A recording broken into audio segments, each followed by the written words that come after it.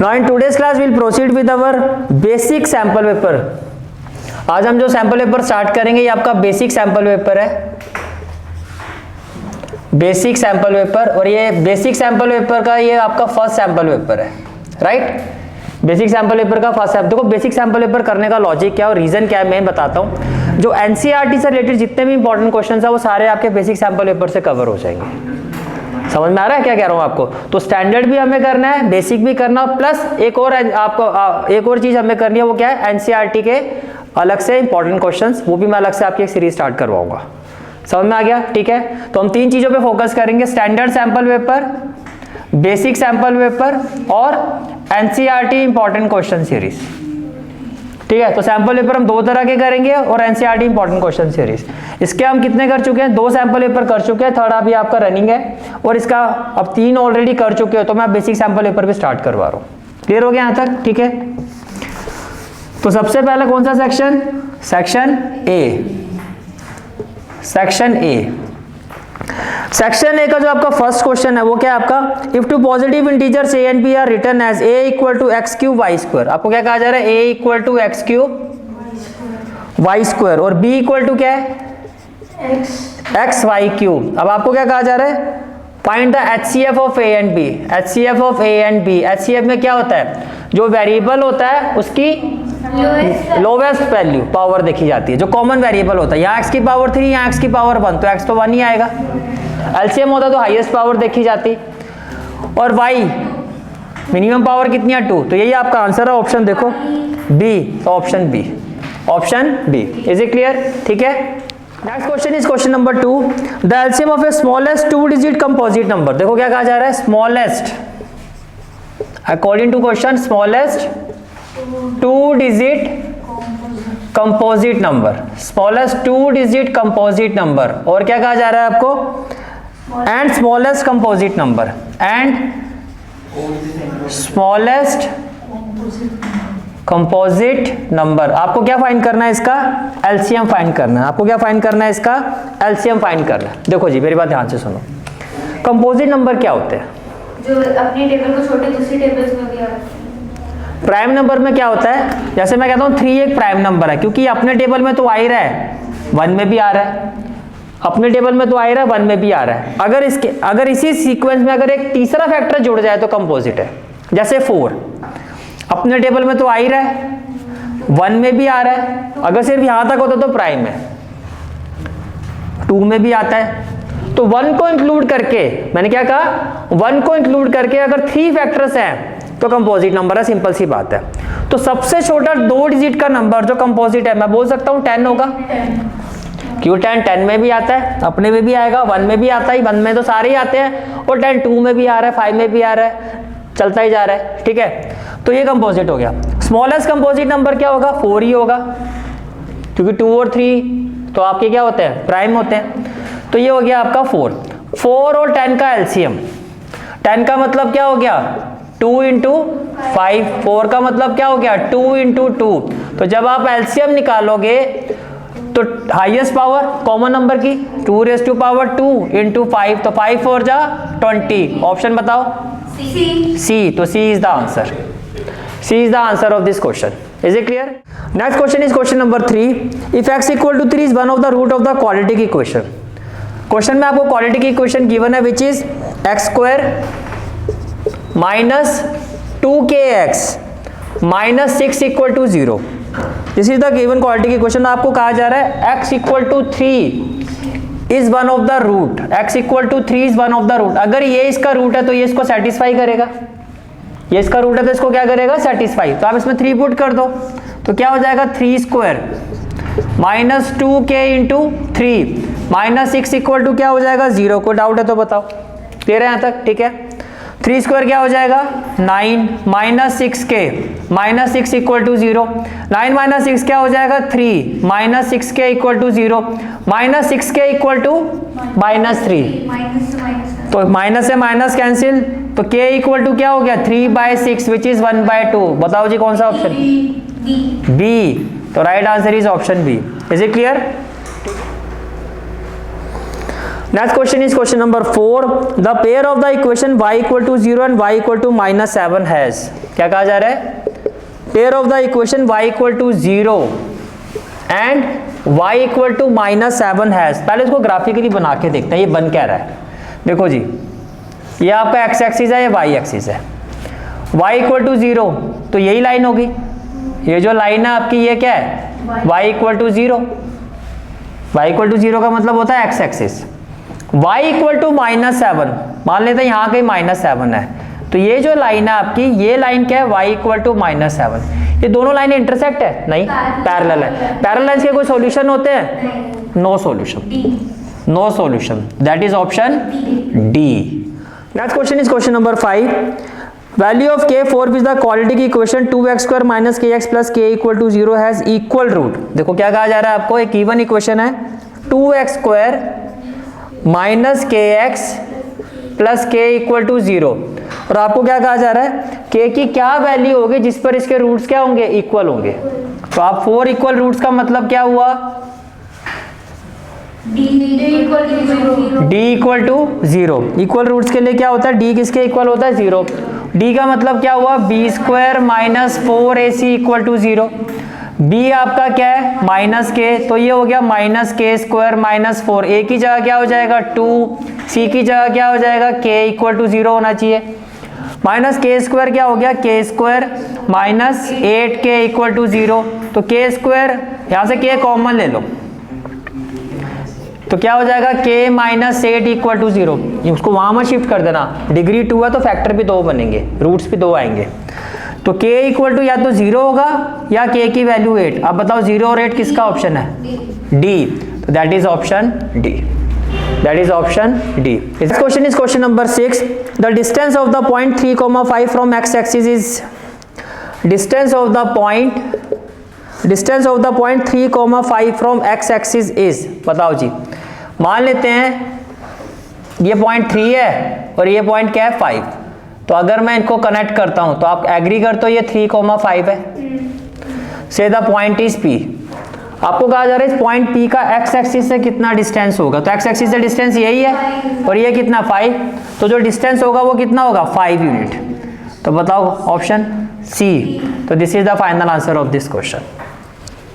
Next question is question number 7, if in triangle ABC and triangle PQR we have, देखो मैं triangle बना रहा हूं, ध्यान से देखना इस क्वेश्चन को, दिस इज ट्राइंगल ABC, दूसरा ट्राइंगल क्या है PQR, तो मैंने यहां लिखा PQR। आपको कहा जा रहा है triangle ABC and triangle PQR AB upon QR is equal to BC upon PR, equal to BC upon PR, equal to CA upon PQ। अब मेरी बात ध्यान से सुनना, अब ये देखो AB के साथ क्या आ रहा है QR, ABQR, एग्री करते हो, B के साथ R आ रहा है, फिर BC इक्वल टू PR, लेकिन B के साथ क्या है R, तो B के साथ R है, तो इसका मतलब C के साथ क्या आ गया, P आ गया। पहले ये अल्फाबेटिकली जोड़ना आ गया आपको, AB के साथ क्या था QR, तो A के साथ Q, B के साथ R, फिर उसने कहा BC के साथ है PR, BC के साथ क्या है PR, लेकिन ऑलरेडी आपको पता है B के साथ तो R है, तो इसका मतलब C के साथ क्या है P। अब आपको कहा जा रहा है दो ट्राइंगल क्या आपके सिमिलर है, दो ट्राइंगल क्या आपके सिमिलर है, ये तो क्लियर है सिमिलर है क्योंकि कॉरस्पॉन्डिंग साइड्स का रेशियो, तो बाय SSS क्राइटेरिया दो ट्राइंगल क्या हमारे सिमिलर है। अब सिमिलरिटी जो होगी ट्राइंगल की उसका ऑर्डर क्या होगा, फर्स्ट ऑर्डर में कहा जा रहा है आपको पार्ट ए में that triangle PQR is similar to triangle CAB, तो पहले इसी को चेक कर लेते हैं, P के साथ C, ठीक है, Q के साथ A, ये भी ठीक है, और R के साथ B, ये भी ठीक है, तो यही आपका आंसर होगा, that is option A। This is the final answer of this question. Is it clear, ठीक है। Next question is question number 8, which of the following is not a similarity criteria. ये तो होता है, SAS भी होता है, ए का मतलब दो ट्राइंगल के जो कॉरस्पॉन्डिंग एंगल्स होते हैं अगर वो इक्वल है, जैसे ए बी सी, और यहाँ पर क्या हो गया P Q R, P Q R. अगर आप कहते हो कि angle A angle P same corresponding और एंगल बी एंगल क्यू, तो ये दो ट्राइंगल सिमिलर। फिर कहता है S A S, S A S में क्या होता है, जैसे ratio B C upon Q R, से B C upon Q R equal to से A B upon P Q. अब ये जो दो साइड्स का रेशियो लिया मैंने Q R P Q, B C A B, इसके बीच में ये जो एंगल है ये भी इक्वल होना चाहिए। तो एंगल बी किसके इक्वल होना चाहिए, एंगल क्यू के। फिर बाय एस ए एस ये दोनों क्या होंगे, सिमिलर होंगे। तीसरा एंगल एंगल एंगल, दो एंगल अगर कॉरस्पॉन्डिंग इक्वल होते हैं तो भी सिमिलर होता है, तीसरा वैसे ही इक्वल हो गया तो बाय एंगल एंगल सिमिलरिटी उसी से जुड़ जाता है आपका। लेकिन आरएचएस कोई क्राइटेरिया नहीं होता है, तो ऑप्शन डी इसका आंसर होगा कि आरएचएस क्राइटेरिया कॉन्ग्रुएंसी का होता है, वो भी किसके लिए, दो राइट ट्राइंगल के लिए, दो राइट ट्राइंगल के लिए। इतनी बात समझ में आ रही है, ठीक है। Next question is question number 9। Question number 9 में देखो जो आपको फिगर गिवन है, एज पर द फिगर एक सर्कल गिवन है आपको, ठीक है, and these are the two tangents. ये आपकी टेंजेंट्स होगी P T and this is the tangent Q T and this is the centre of a circle. तो ये क्या हो जाएगा, रेडियस, ये भी क्या हो जाएगा, रेडियस। क्वेश्चन में आपको ये एंगल गिवन है 110 डिग्री और आपको फाइंड करना है एंगल पी टी को। ये तो बहुत ही सिंपल है, मैं इसको एक्स ले लेता हूं। तो आपको पता है दोनों एंगल सप्लीमेंट्री होते हैं, हमने प्रूव भी किया था, these two angles are supplementary. चलो वैसे भी नहीं करना तो और सिंपल वे, एक और वे बताया था, क्वाड्रिलेटरल ले लो। ये आपको पता 90, radius is perpendicular to the tangent. ये आपको पता 90, radius is perpendicular to the tangent. ये हो गया एंगल 1, ये हो गया 2, ये 3 ले लो और इसको ले लो 4। तो आप क्या कहोगे, in this quadrilateral O P T Q angle 1 plus angle 2 plus angle 3 plus angle 4 equal to by angle sum property. तो 1 कितना है, 90, 2 110, 3 90, 4 x इक्वल टू कितना हो गया 360। तो x की वैल्यू क्या हो जाएगी 290, तो कितना आ जाएगा ऑप्शन बी। ऐसे भी कर सकते हो, नहीं तो दोनों को सप्लीमेंट्री लेके कर दो, जैसा आपको ठीक लगे, ठीक है। Next question is question number 10। Next question is question number 10। cos A is equal to 4/5। आपको क्या फाइंड करना है, 10A। क्या फाइंड करना है, 10A। बस ये बता दो cos A का मतलब क्या, B/H। तो अगर मैं यहाँ एक राइट ट्राइंगल बना देता हूँ, क्या बना देता हूँ, राइट ट्राइंगल से, ये हो गया A, ये हो गया B, ये C। बस ये A नहीं होना चाहिए क्योंकि ट्रिग्नोमेट्री एंगल कभी राइट एंगल पोजीशन पर नहीं आएगा। A यहाँ रखो, आपकी मर्जी है। इसके अपोजिट साइड, इस एंगल के opposite side perpendicular, right angle के अपोजिट हाइपोटेन्यूज, और ये हो गया बेस। जो ट्रिग्नोमेट्री एंगल होता है उसकी एक साइड होती है बेस, एक साइड होती है हाइपोटेन्यूज। सिंपल सा लॉजिक होता है। हाइपोटेन्यूज तो आपको सीधा ही जज हो जाएगा राइट एंगल के अपोजिट, तो दूसरी साइड क्या हुआ, बेस। दूसरा आपको वैसे भी बताया हुआ है कि ट्रिग्नोमेट्री एंगल की अपोजिट साइड क्या होती है, परपेंडिकुलर। अब B कितना है 4, H कितना है 5, 25 माइनस 69, तो ये हो गया 3। तो 10A क्या होगा आपका P/B, तो ये हो गया आपका 3/4। P/B दीदी क्या हो गया, ऑप्शन B। नहीं कौन सी नहीं। Next question is question number 11। If the height of the tower is equal to the length of it shadow. तो ऐसे समझो, ये हो गया आपका टावर और से दिस इज द शैडो। मान लो ये क्या है, टावर, और ये इसकी क्या है, शैडो। ये क्या है, शैडो। मान लो ये आपका जो है x मीटर है, कितना है x मीटर, तो ये भी कितना होगा फिर x मीटर, क्योंकि वो कह रहा है हाइट जो है वो इसके इक्वल है। ये क्लियर हो गया। फिर आपसे पूछा क्या गया, अब ये देख लेते हैं। Then the angle of elevation, ये एंगल ऑफ एलिवेशन होता है। ये क्या होता है, एंगल ऑफ एलिवेशन। तो भैया इसके अपोजिट क्या P,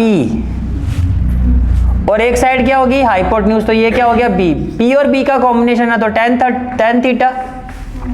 tan theta equal to क्या हो गया P। P भी आपका क्या है x, B भी आपका क्या है x, कैंसिल होके क्या हो गया 1। 110 में किसकी वैल्यू होती है 45 की, तो थीटा इक्वल टू 45। ऑप्शन बताओ B। Sir 90 option B. Next question is question number 12। Question number 12 is, ये तो देखते ही खत्म हो गया। 1 माइनस कॉस स्क्वायर थीटा क्या? Sine square sine square theta. चलो जी, कौन सा ऑप्शन है? A. Next question is question number 13। The radius of a circle is same as the side of a square. देखो जी, क्या कहा जा रहा है? रेडियस ऑफ ए सर्कल से, ये आपका सर्कल है जिसका जो रेडियस है वो मान लेते हैं आर है। कितना है? आर है। And it is equal to side of a square, और स्क्वायर की साइड हम मान लेते हैं एक्स है। तो as per question R x के इक्वल हुआ। एज पर क्वेश्चन आर किसके इक्वल हुआ? एक्स के इक्वल। पेरीमीटर का रेशियो क्या होगा, फिर आपसे ये पूछा जा रहा है। देखो, जहां सर्कल की बात आती है, सर्कल का पेरीमीटर का मतलब होता है इसकी सरकमफ्रेंस। सर्कल का पेरीमीटर होता है इसकी सरकमफ्रेंस, जो होती है 2 पाई आर। और जहां तक पेरीमीटर ऑफ स्क्वायर की बात आती है, तो पेरीमीटर ऑफ स्क्वायर होता है 4 इंटू साइड, जो यहां पर हो गया आपका 4x। अब इसके रेशियो की बात करते हैं। इसको मैं ले लेता हूं P1, इसको मैं ले लेता हूं P2। तो P1 बाय P2 जब मैं फाइंड करूंगा तो ये हो जाएगा 2 पाई आर अपॉन में हो जाएगा 4x। तो ये हो जाएगा 2 पाई, आर की वैल्यू क्या है? x के इक्वल है, तो ये भी x हो गया। तो ये हो गया 4x, x से x कट गया, 2 1 जा 2, 2 2 जा 4। तो ऑप्शन में है ये सी। तो ये पाई बाय 2 आ रहा है, इसका मतलब जो रेशियो आएगा दोनों के पेरीमीटर का वो आएगा pi ratio 2। That is option C. That is option C. Clear है यहाँ तक? Next question is question number 14। The area of the circle is 154 centimetre square. Question number 14 क्या है कि जो एरिया ऑफ सर्कल है वो कितना है? 154 सेंटीमीटर स्क्वायर। तो आपको कहा जा रहा है रेडियस ऑफ सर्कल क्या होगा? सिंपल है, एरिया ऑफ सर्कल क्या होता है? पाई आर स्क्वायर इक्वल टू क्या हो गया? 154। इक्वल टू क्या हो गया? 154। तो आर स्क्वायर इक्वल टू क्या हो जाएगा? 154 बाय पाई। पाई का मतलब 22 बाय 7, रेसिप्रोकेट होके 7 ऊपर। 11 2 जा 22, 11 1 जा 11, 11 4 जा 44, 2 7 जा 14। तो आर स्क्वायर किसके इक्वल? 7 स्क्वायर। तो आर की वैल्यू क्या? 7 centimetre. Option A. And this is the final answer of this. Next question is question number 15। Question number 15 is When a die is thrown, the probability of getting an even number less than 4। देखो भाई, ये die है 1 2 3 4 5 6। 4 से छोटा एक ही even number होता है, वो होता है 2। Total sample, total cases, outcome 6, favourable 1। तो प्रोबेबिलिटी इस इवेंट की क्या हो जाएगी? आपके फेवर में एक ही इवेंट है, टोटल कितना है? 6। तो 1/6। 1/6 का मतलब ऑप्शन डी। 1/6 का मतलब option D. Is it clear? ठीक है। Next question is question number 16। Next question is question number 16। For the following distribution the lower limit of model class. ऐसा क्वेश्चन तो आपको वैसे उसमें भी मिला था स्टैंडर्ड में, हालांकि क्वेश्चन तो ये बेसिक का ही बनता है। मॉडल क्लास का मतलब इसकी हाईएस्ट फ्रीक्वेंसी है। हाईएस्ट फ्रीक्वेंसी आपकी है 20, तो आपकी मॉडल क्लास होगी 15 to 20। तो इसकी लोअर लिमिट क्या हो गई? 15। तो आपका ऑप्शन क्या हो गया? ए। ऑप्शन क्या हो गया आपका? ए। मॉडल क्लास क्या है? कौन सी क्लास होती है जिसकी फ्रीक्वेंसी सबसे ज्यादा होती है? Class having highest frequency. 15 to 20 की देखो सबसे ज्यादा फ्रीक्वेंसी है 20। क्लियर हो गया?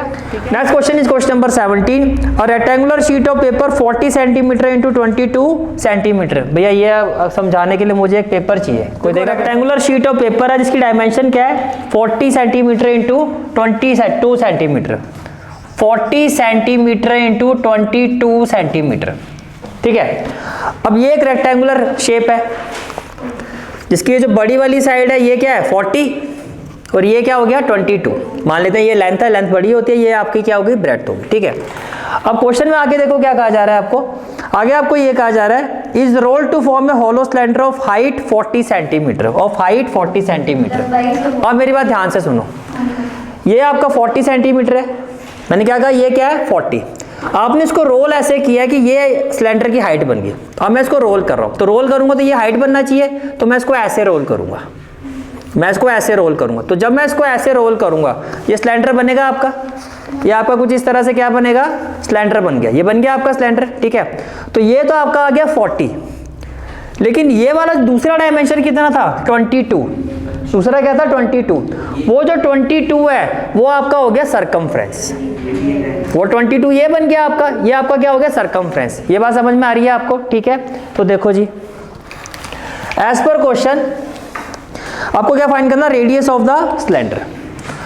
तो यहां से आपको एक चीज समझ में आ गई कि यहां पर here curved surface area of cylinder, curved surface area of cylinder वो किसके इक्वल होगा, 22। Curved surface area of cylinder मेरा किसके इक्वल होगा, not curved surface area, sorry, circumference. क्या, सरकमफ्रेंस। फिर से रिपीट करता हूं, देखो ये आपकी क्या होगी, हाइट होगी। ये हाइट कितनी होगी, 44। जो 22 वाला पार्ट था आपका वो आपका ये बन गया ये, और ये क्या, सर्कल की सरकमफ्रेंस। तो सरकमफ्रेंस कितनी होगी, 22। सरकमफ्रेंस कितनी होगी, 22।